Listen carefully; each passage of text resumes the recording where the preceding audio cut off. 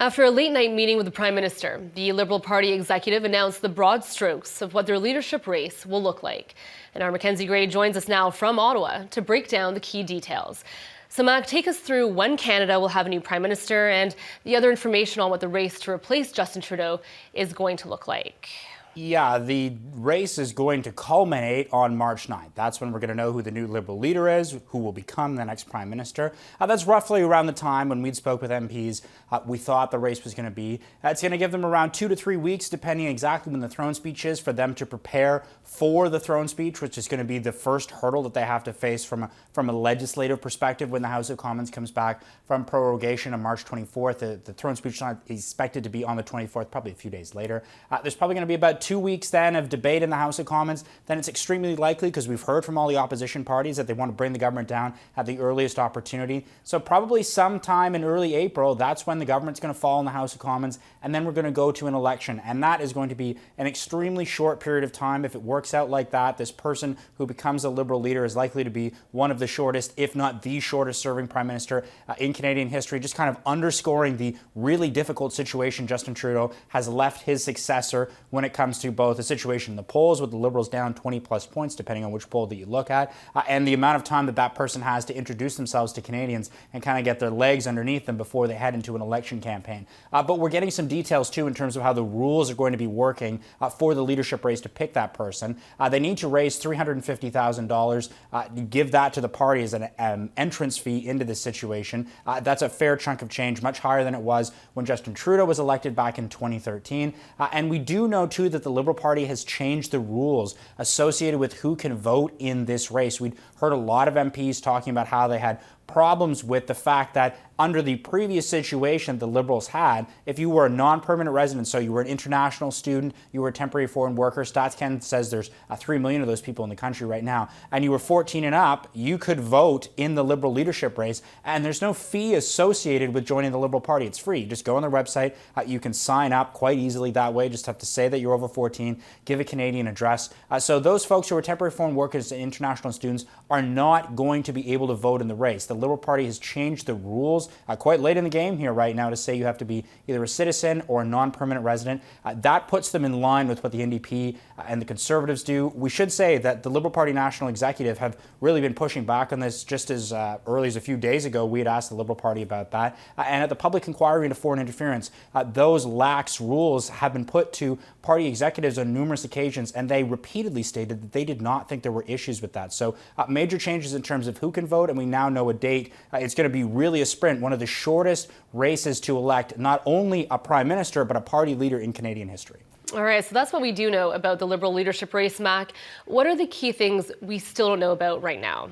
Yeah, there's 2 committees that have been struck. One to deal with the financing rules associated with the race, and one to deal with how the actual vote is going to go. There's some key details in that we don't really know right now.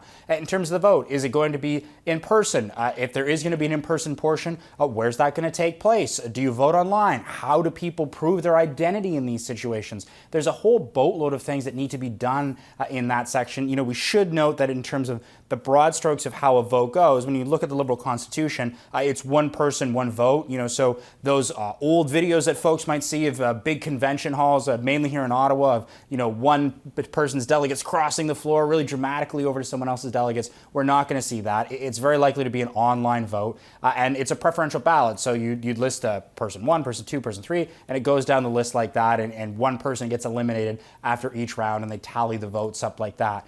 In terms of the leadership rules in the fundraising side, these are big questions too. You know, how much money can a candidate spend during a leadership race? As short as it is, that does give certain candidates big advantages. We've seen before with the Conservative Party as an example. Sometimes, the amount of money you give to the party, if you stay in the race for a certain period of time, sometimes you get refunded a portion of that money. There's all kinds of rules associated with that.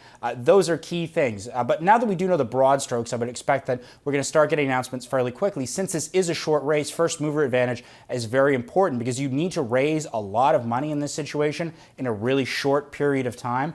And we do see that the financial aspect of this is very important. You know, we should note that you can't just write a check to yourself. So thoughts about how you can raise that money and the potential impact on yourself having to, if you don't win, continue to raise that money over many years subsequently are things I'm sure a lot of these potential candidates are considering this morning now that they know the rules. All right, so with some of the rules now known, let's talk about those potential candidates. Which ones do you think these rule changes benefit and favor?